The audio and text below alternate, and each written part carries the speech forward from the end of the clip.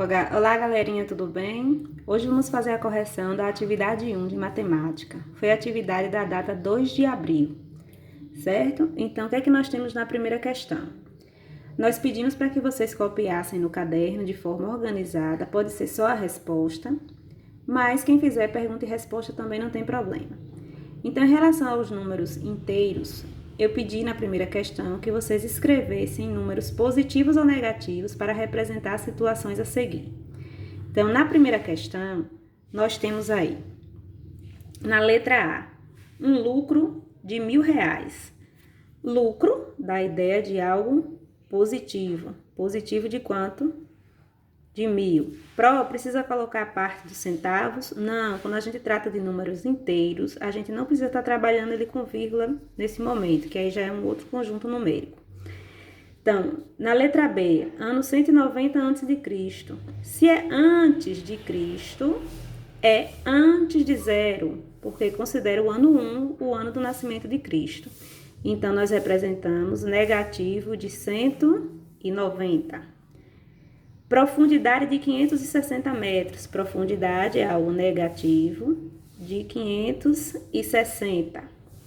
Na letra D, crédito de R$ 2.350. Positivo de 2.350. Novamente, não precisa botar a casa dos centavos.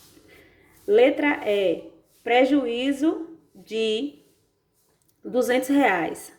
Prejuízo é algo negativo de R$ 200. Altitude de 8.960 metros. Altitude positivo de 8.960. Uma temperatura de 38 graus Celsius acima de zero. Se é acima de zero, é positivo. Então, positivo de 38. Um débito de R$ 345. Débito é algo negativo, 345. Ano 2019 depois de Cristo. Depois de Cristo é um número positivo, mas ninguém escreve, né? Positivo de 2019. Então, a gente aproveita aqui para relembrar o conceito que quando os números são positivos, a gente não precisa colocar o sinal de mais.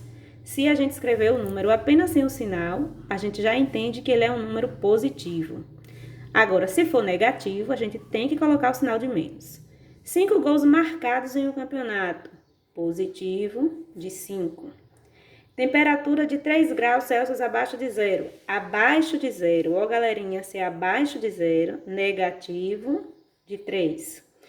E a letra L, 6 gols sofridos em um campeonato. Sofrido, negativo de 6. Então, nós temos aqui agora na segunda questão, pede para a gente indicar o oposto ao simétrico dos números. Oposto ao simétrico, lembra que a gente trabalhou com a palavrinha contrário?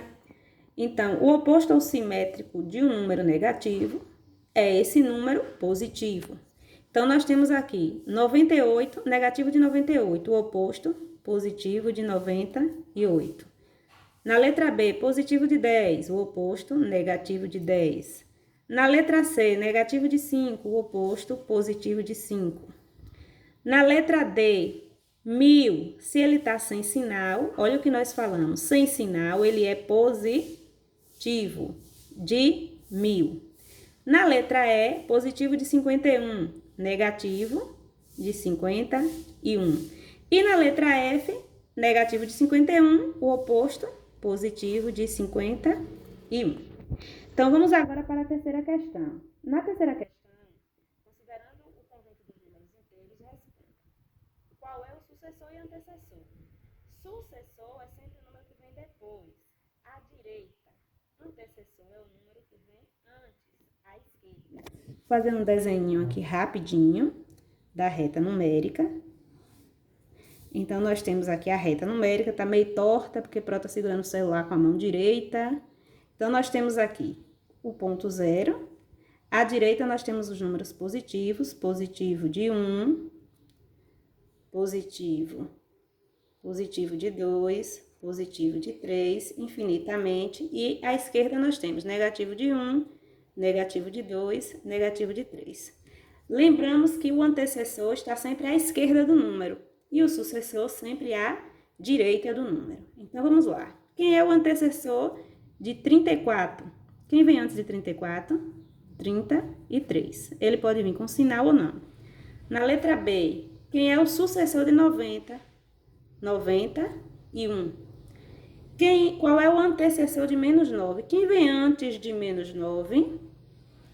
Menos 10. É um processo contrário aos números positivos, ó. Vai lembrar na reta, aqui, ó, menos 1, menos 2, menos 3, menos 4, menos 5, menos 6, menos 7. Então, quem é que está à esquerda de menos 9? Menos 10. E aqui, qual é o sucessor de menos 25? O sucessor é o que está à direita. Então, imaginando a reta numérica, nós temos aqui o menos 25. Quem está à direita do menos 25? O menos 24. Então, nós temos aqui menos 24. Na quarta questão, a gente trabalha, né, os conceitos de maior que e menor que. Comparação de números inteiros. Lembrando que quando a gente compara dois números positivos, o processo é igual ao dos números naturais, como nós temos aqui, 45 e 67 sem sinal. Quem é maior? 67. Então, a gente faz a leitura. 45 menos ou menor que 67. Na letra B, nós temos o zero comparado com o número negativo. O zero é sempre maior do que qualquer número negativo. Lembra daquilo que o prof falou? Negativo é quem deve. Quem está zerado não tem, mas também não deve. Então, está melhor do que quem deve 87. Então, a parte aberta do sinal para o zero e a leitura é feita zero maior que menos 87. Na letra C, nós temos o zero comparado com o 45, um número positivo. O zero é sempre menor do que qualquer número positivo. Então, o sinal zero menor que 45. E na letra D, o 1 comparado com o menos 42.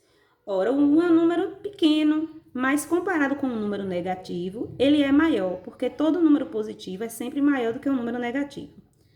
Então, nós lemos 1 maior que menos 42. Faltou nessa questão a comparação de dois números negativos. Vou colocar aqui, menos 10 e menos 20. Quem é maior, menos 10 ou menos 20? Aí a gente vai para aquele conceito. Negativo de 10, a pessoa deve 10. Negativo de 20, a pessoa deve 20. Quem está pior, quem deve 10 ou quem deve 20? Quem deve 20. Então, quem está menos pior nessa situação? Quem deve 10. Então, negativo de 10 maior que negativo de 20. Esse vídeo a gente para por aqui. No próximo, a gente continua a correção da atividade. Um cheiro no coração de vocês.